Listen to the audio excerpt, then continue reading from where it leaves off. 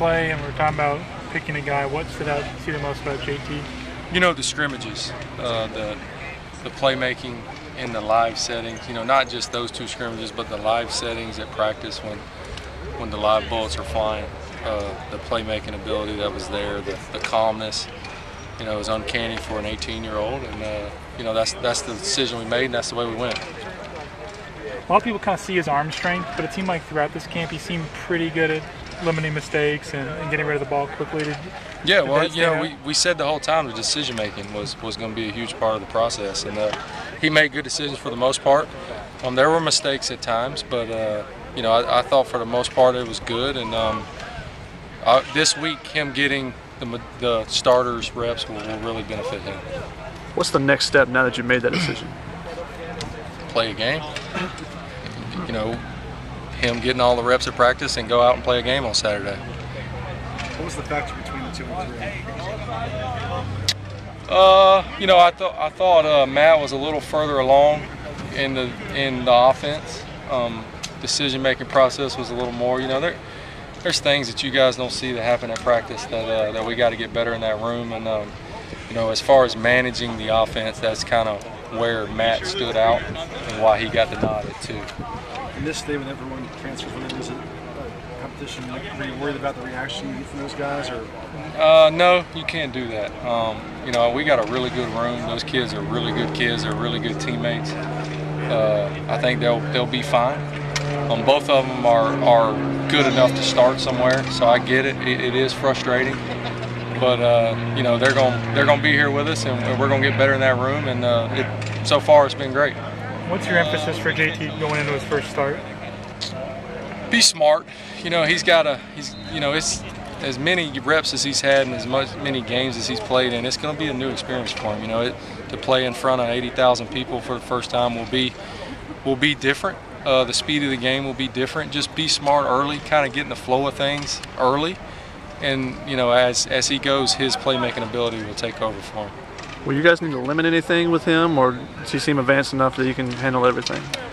Well, we're going to go in. I wouldn't say limiting stuff, but you kind of get that as the feel of the game goes. You know, you walk into, you know, when you run out of the tunnel, you can tell some things. You know, how are their eyes? How are they looking? You know, and I don't think he'll have the big eyes. I don't think he'll have the starry eyes, but you can tell in pregame where he's at, and you can tell in the first drive or two where he is. And if he's feeling good, we'll roll with the whole game plan. If not, we'll dial some things back. We'll get him into a rhythm, and we'll play our game.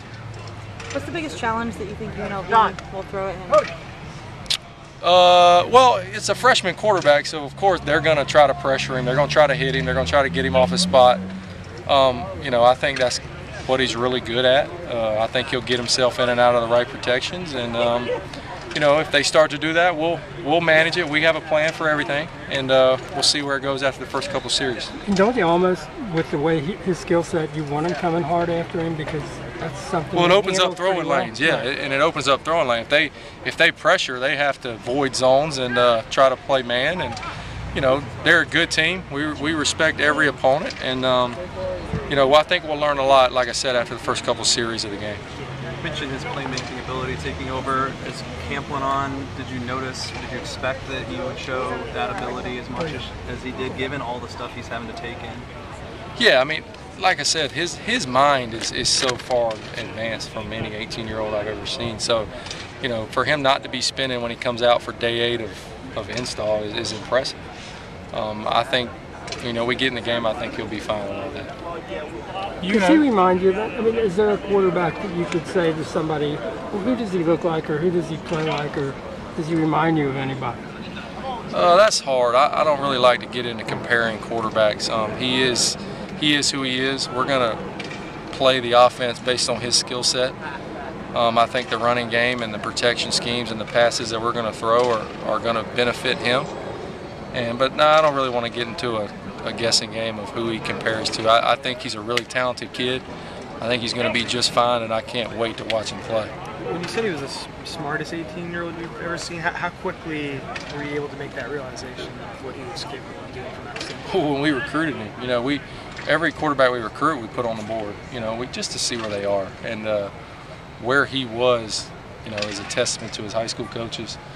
And as he got, you know, it's easy when you sit in the air conditioning, when you sit in the meeting room, to be able to do those things. To actually come out here and execute them day in and day out is a lot tougher, and it's even tougher to go do it in a game setting. You know, so we'll see. Like I said, we'll see where he's at the first couple series of the game. You know, he has plenty on him as a quarterback. It's not like we dialed that stuff back. He's got stuff on him as far as the run checks and protection checks goes, and you know, there'll be some times he has to do it, and I think he'll be fine. When you said you put him on the board when you were recruiting him, who was in the room there? Can you kind of walk us through what you had him do? Well, when we first recruited him at that time, it was Coach T and Coach Helton, and both Coach Heltons and myself are in the room. And you know, you get up there and it's simple stuff. You ask him, hey, draw your favorite play. Tell me how you read it. You know, draw up a 6-man protection. Those type of things, and a lot of them now, especially nowadays with the spread football, is they don't know all that stuff. You know, they're throwing bubble screens and stuff like that so much that they don't really get into those things. He enjoys it. Takes pride in it, and you could tell at an early stage that was his game, and that he would be able to execute those things. Do one more. You talk about his kind of comfort level. What kind of comfort level do you have as his coach with him in there? Does he make the coaches more comfortable? Absolutely, I feel good about him. You know, I'm not gonna sit here and lie to you, and you know, it's always a little nerve-wracking when you go play a game with someone that's never played before. So I'm not, yeah, I mean, we have a plan for everything, like I said. There's a plan for him rolling. There's a plan for us sputtering. There's a plan for things not going well. There's a plan for things going really well. Everything's planned out. Everything will be, you know, we'll have it scripted, and hopefully it goes well. But if not, we're ready.